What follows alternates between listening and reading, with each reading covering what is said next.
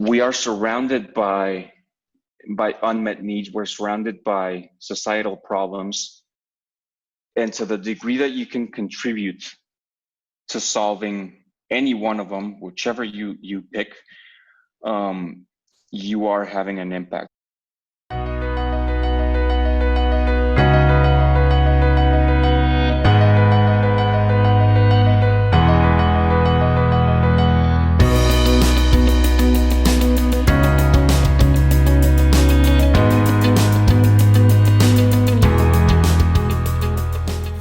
Friends, welcome to another IBC Impact interview. What you are about to notice is this is a new introduction recorded to an interview that I did with Alberto Elizondo a couple years ago, 2 or 3 years ago now. And I'm re-recording this introduction because we are doing a significant relaunch of the IBC, and we are so excited because we've been spending the last couple years upgrading technology and upgrading our capabilities, putting in processes, systems, just take this to a whole nother level and scale it up.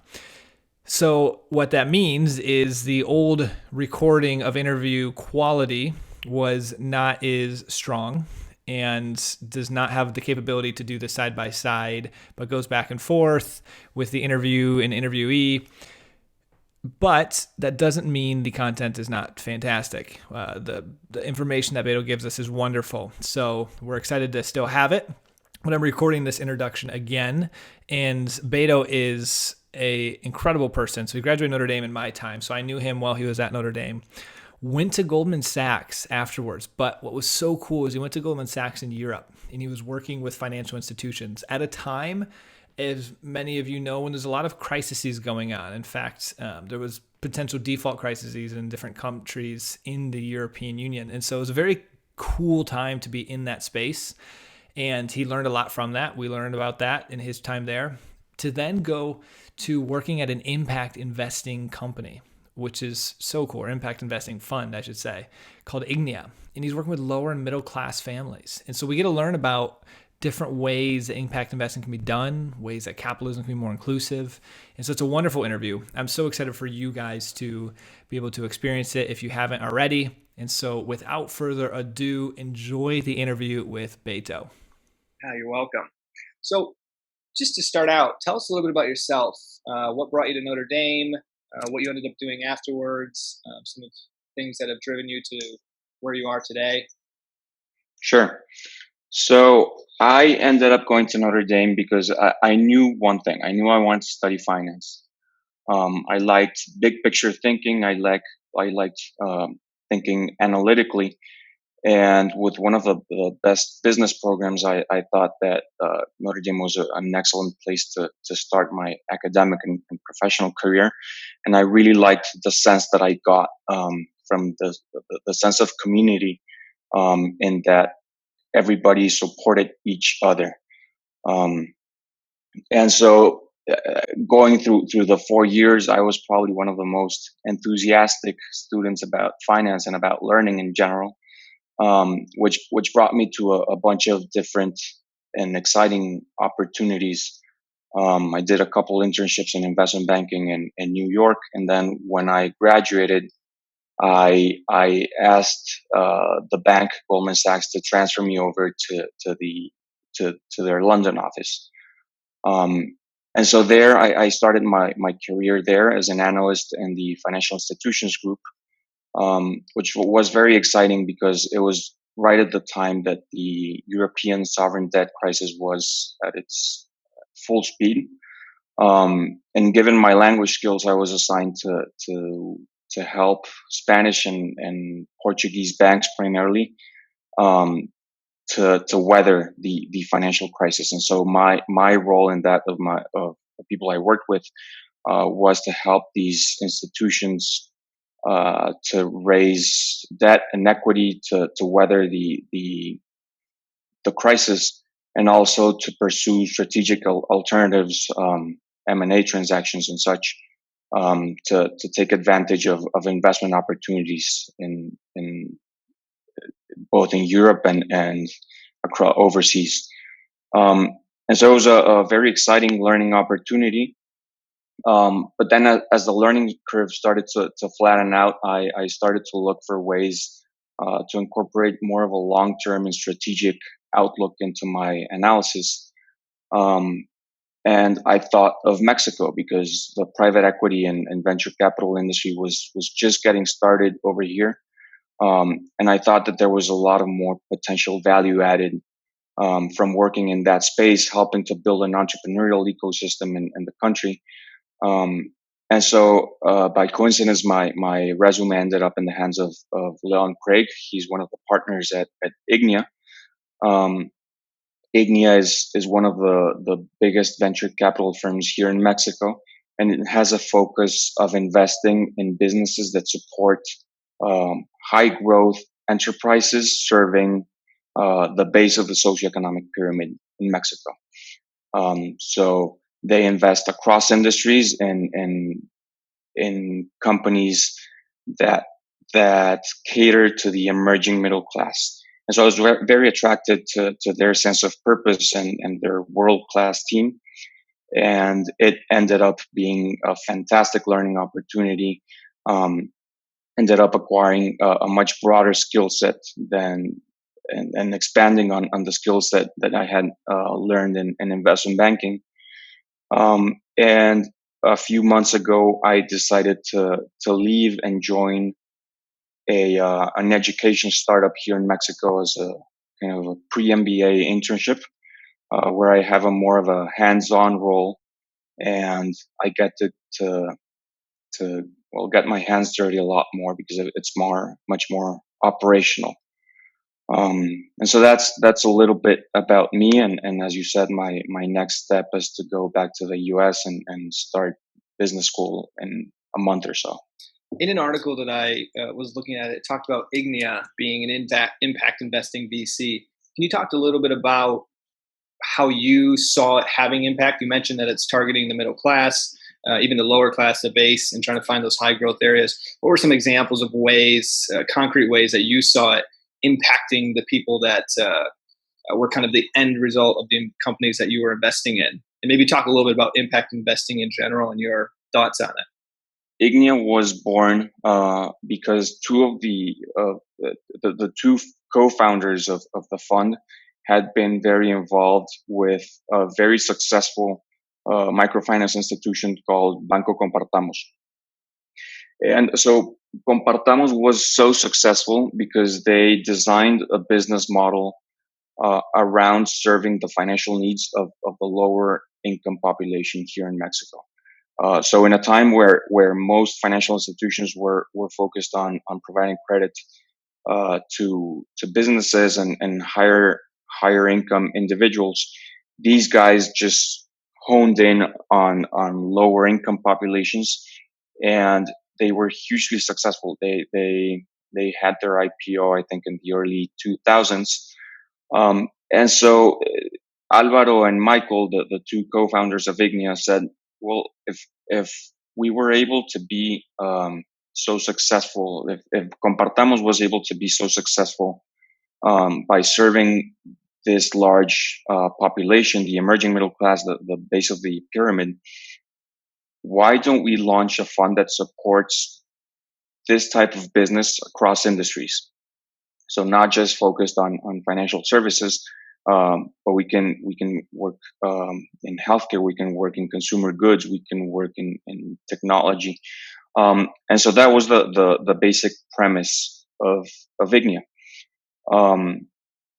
The kind of underlying philosophy is that there is an intersection of huge commercial opportunities by serving the unmet needs of people at the base of the pyramid, and that by demonstrating that you can make big financial returns by solving these problems, you can in turn attract other strategic and financial players to come and solve those same issues, and all of a sudden you'll have industries focused around solving these societal issues. So that's kind of how Ignia started and what its basic philosophy is. One of the projects that I enjoyed the most while at Ignia was working with a company called Verde de Verdad. Verde Verdad is a chain of optical stores focused on the base of the socioeconomic pyramid. And so the way it came to be is that Hugo Moreno, the founder, had previously been the CEO of a large nonprofit. And one of the services that they provided was eye care and eye examinations. And he started to realize that there was a big business opportunity in this segment. So he said, look, I'm going to exit the nonprofit and I'm going to make a for-profit business out of this. And it was an interesting time to do so because most of the eyeglass companies here in Mexico were focused on a higher income demographic. So if you wanted to buy eyeglasses, you wouldn't have to go into probably a more upscale mall. You'd have to have a special. You have to make a special trip to make the purchase. It would take somewhere around 2 weeks to get your first pair of eyeglasses, and the prices would start around maybe 2,000 pesos, which at current exchange rates are around $100. And so what Hugo did was develop a business model focused on solving the vision needs of lower income populations. And so, for example, he started setting up shop in Culiacan, a mid-sized city in northwestern Mexico. And he would set up these stores in high foot traffic areas where people would be transiting every day to and from work. So, for example, outside of a bus stop, people would get off of their bus, and immediately someone would come and offer them a free eye examination. They would step into the store, they would go into the eye exam, and for the first time, they would realize that they actually needed glasses, right? So many people either do not know that they need glasses, or they have a very outdated prescription. And so this fact made for a tremendous business opportunity. Out of currently there are around, or there were when Verde Verdad started, there were only about 8 million Mexicans who used eyeglasses out of a population of 120 million. And the potential market is actually double because of these same effects that we were talking about. The non-user demand and the pent-up demand brings it up from 8 million to 16 million. And that's exactly the problem that Verde Verdad is trying to solve. It's to solve the vision needs of those people who either don't know that they need eyeglasses or that they simply haven't updated their prescription in 5 years or more.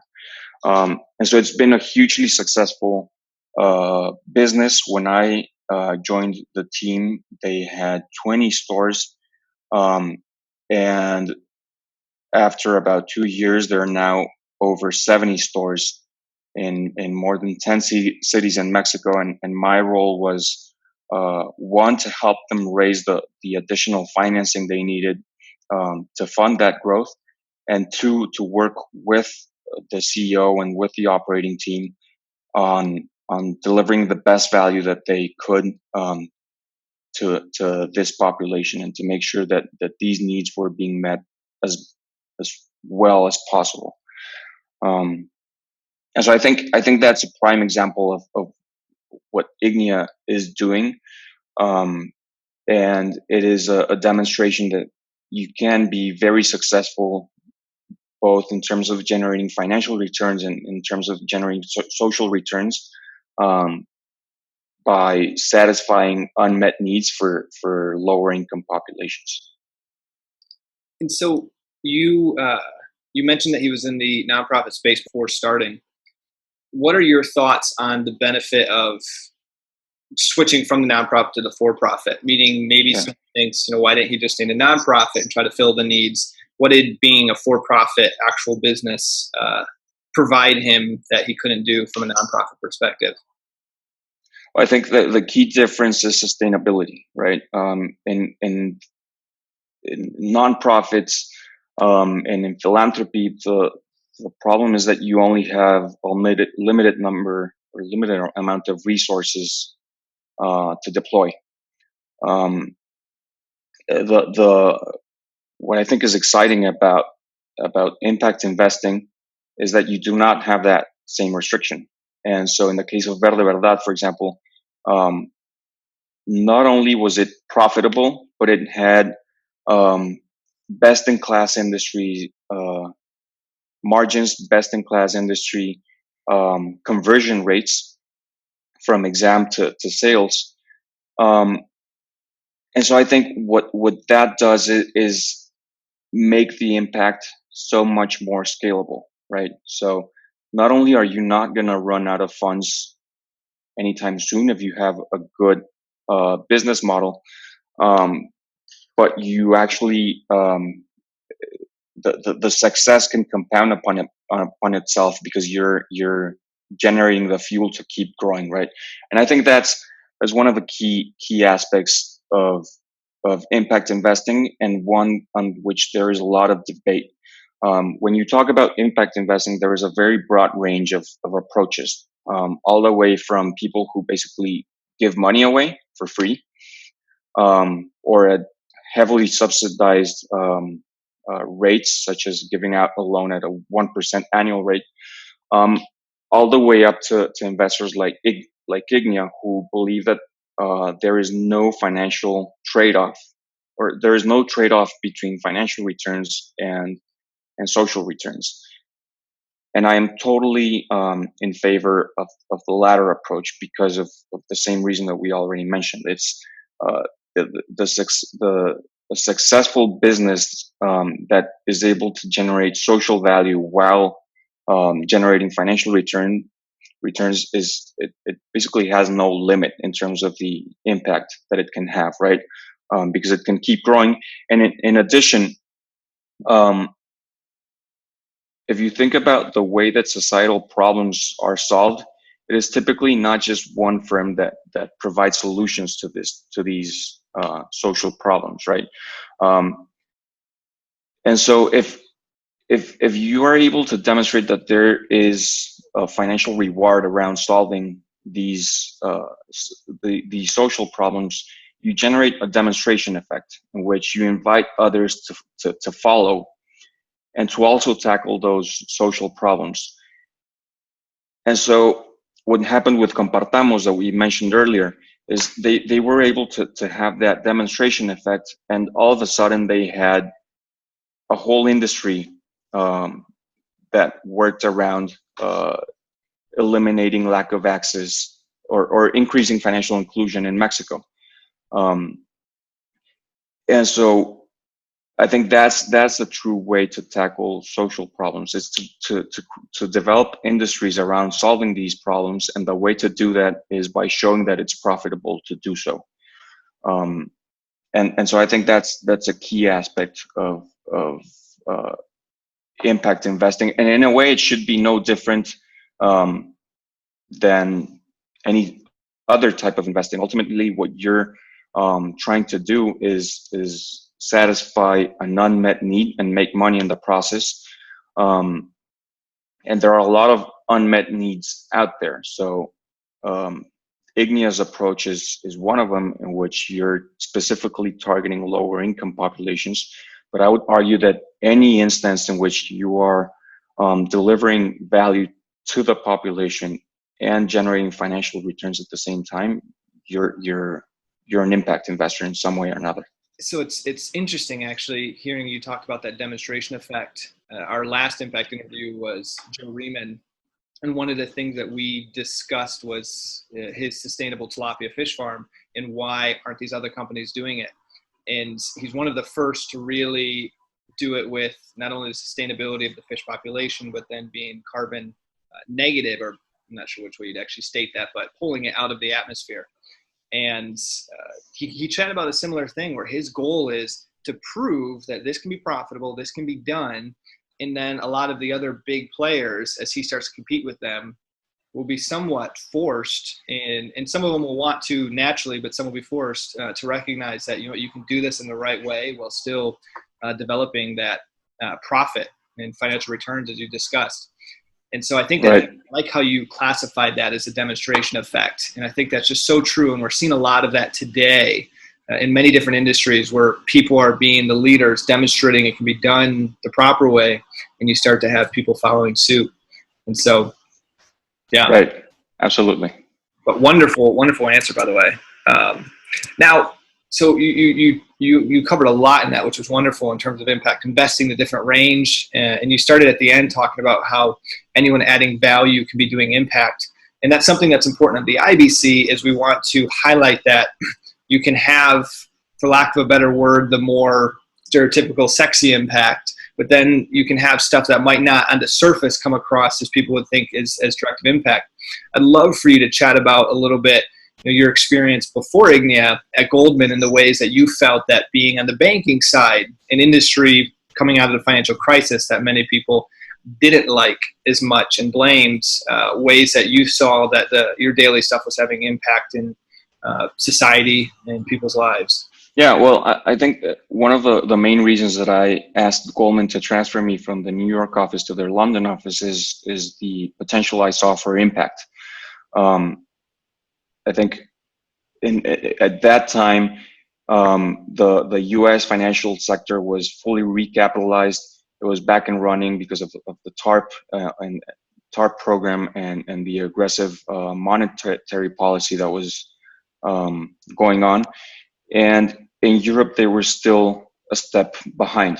And I thought that there was a lot of opportunity to go out there, help recapitalize financial institutions, help them start pumping credit back into the economy, and in that way start revitalizing the real economy in Europe. And so I think ultimately there are different ways of impacting society, right? Ultimately, what you're looking for is to generate well-being for people and for the planet. And I think that business is ultimately a mechanism to solve problems. I think that's what I like about business. It's anytime there is a problem in society and there's a profit to be made, there will be an entrepreneur willing to solve that problem for a profit. And so I think that makes for business a very effective means to solve these issues.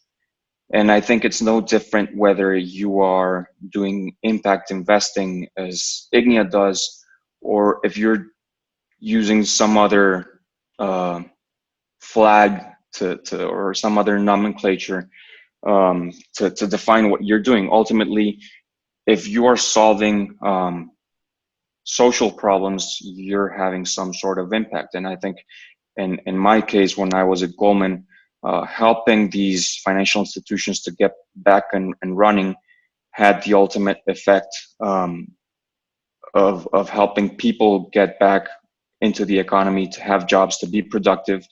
And I think it's just as impactful as many other things that are more strictly labeled as impact business or impact investing. I couldn't agree more. I love hearing you have I've known you, I knew you in college. Hearing what you're doing now doesn't surprise me at all. You have very much that desire to make an impact and to make a difference. What would you say, maybe from your upbringing or something in college or some experience, was there something that shaped or tilted you towards making sure everything you want to do is adding value to other people's lives? My motivation has always been intellectual curiosity. That was what led me to London, wanting to learn more about how to solve these issues, and then back to Mexico. How do you use business to solve social problems? And I think it's a matter of one, applying kind of importing technical knowledge into solving social issues, and two, also a matter of creativity, right? Because you don't have to reinvent the wheel to make some sort of impact. There are a lot of technologies out there, a lot of business models that can be repurposed to solve societal needs more effectively, and that can have tremendous impact. And I think what we talked about earlier in the case of Verde Verdad is a prime example, right? There was no new technology. There was there was no technological innovation. It was more of a business model innovation and around designing a business model to solve a particular need. And I think that kind of thinking, that type of business creativity is very alluring to me, and it's very motivating to see that kind of relatively simple business solutions can have such broad impact. You've been doing a wonderful job, and I feel so happy you've been sharing all these amazing examples of ways that business has been in your experience, and just in philosophical ways business can make an impact and the role it can play in people's lives, which I love to hear. What would you say are some ways that you've seen business failing, some of the market failures, and then maybe we can talk a little bit about, okay, this is how they're failing, but overall it's doing well, or here's some ways that can be overcome, or some changes that can be done societally to improve on that. Yeah, well, I think ecological considerations are a very latent conversation right now, right? Because for the last century, businesses have not been considering the cost, the externalities that they've had on the environment, and I think it's important for businesses to put that into their performance metrics in one way or another, in order to hold everyone accountable, not just for the value that they're providing on the commercial side of their business, but also on the side effects that they're having on their environment more broadly, right? So you've done some incredible things. We've heard about your time in banking. We've heard about your time at Ignia, impact investing. Now you're about to go to Harvard Business School. And so talk to us a little bit about, what's your goals? Where do you see yourself 5 years, 10 years? What do you want to do with your life? Right. I'm very attracted to the search fund model, and in particular in the education space here in Mexico. So I don't know if you've heard of search funds, but it's kind of like a one portfolio company private equity shop. So the way it works is you'll go in and raise somewhere between $10 and $20 million to purchase a business that is already up and running, that has a stable customer base, that is cash flow positive. You go and purchase it and step in as the CEO. And so I would really like to do that within the education space in Mexico, and more specifically within technical education. I think that education is one of the most powerful means of affecting change and affecting social progress, if not the most effective solution. And I think that education in general is pretty ripe for disruption, right? If you go into a classroom, it looks not too different from the way they looked 100 years ago. And so I think a lot has to change within that space. And I think that the solutions have to come from the private sector, again, because businesses are most effective at coming up with innovative, creative solutions to these problems. And so my intention would be to go out there, purchase some type of technical institution, and infuse it with more of a sense of innovation and technology to make one, to broaden its impact, and two, to make the model more scalable. And the reason that I want to do that is I think that education paves the way for transitioning from, in the case of Mexico, transitioning from a manufacturing and natural resources economy into a knowledge economy. I think right now we're starting to see internationally in some of the developed countries how they are kind of lagging behind in that transition, where a lot of people who used to be in manufacturing, who used to be in construction, are out of jobs and do not have the skills to participate in the knowledge economy. And I would like to see Mexico leapfrog that stage in which kind of they're stuck between one stage and the other, and help make that jump more quickly into the knowledge economy. And so I think at this point, I cannot say exactly what business I would be purchasing for obvious reasons. But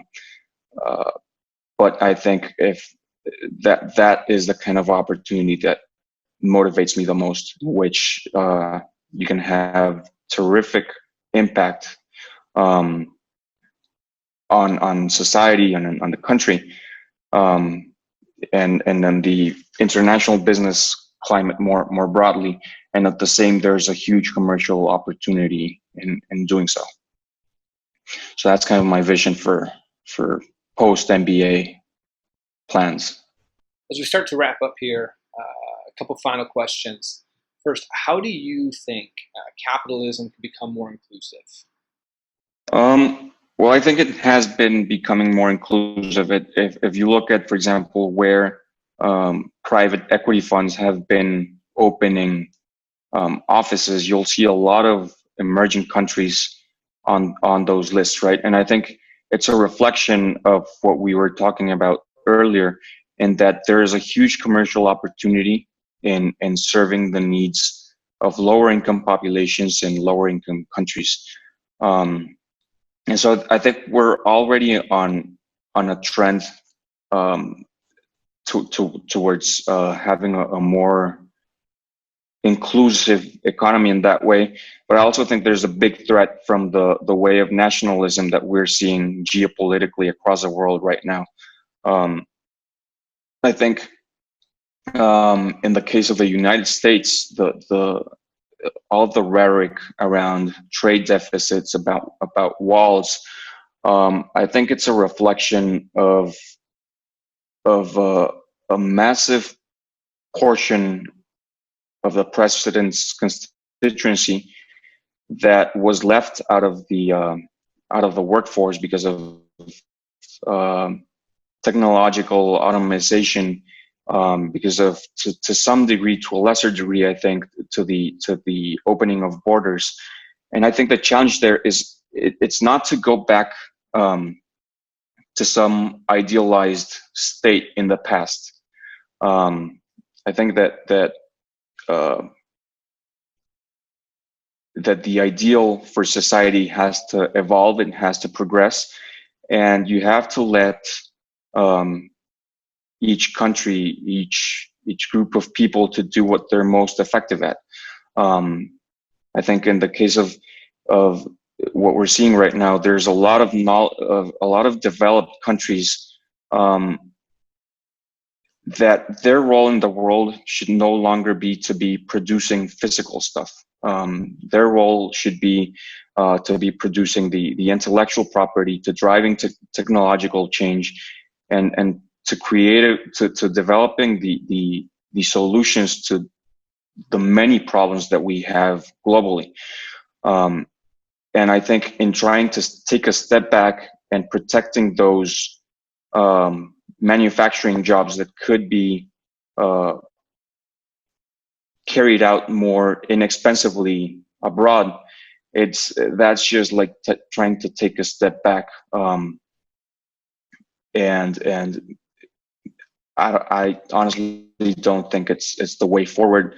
I don't think it's the way to generate prosperity at a global level, or even within the countries that are enacting those protectionist policies. So I think that's one of the biggest risks that we see to economic development globally and to economic inclusion. And I think that's something in which the business world, the business sector, the private sector globally has a responsibility to keep pushing, so that the global economy is one big integrated economy, as opposed to isolated silos that operate suboptimally. That's my view. What would you say to recent graduates or students that might be watching this in their senior year who have a strong desire to have an impact, but they have no idea where to start? They're 22 years old, they've got a degree, and they know that they want to have an impact in the world, but they don't know, first job, what kind of to do, how to get to that place where they can do that impact. I think it's start with the task at hand, right? I think we are surrounded by unmet needs. We're surrounded by societal problems, and to the degree that you can contribute to solving any one of them, whichever you pick, you are having an impact. So I would recommend people to kind of forget a bit about those trendy tags that people attach to certain jobs. Impact investing, for example, that's just not the only way to make an impact and to have to make a positive, to be a positive influence on the world around us.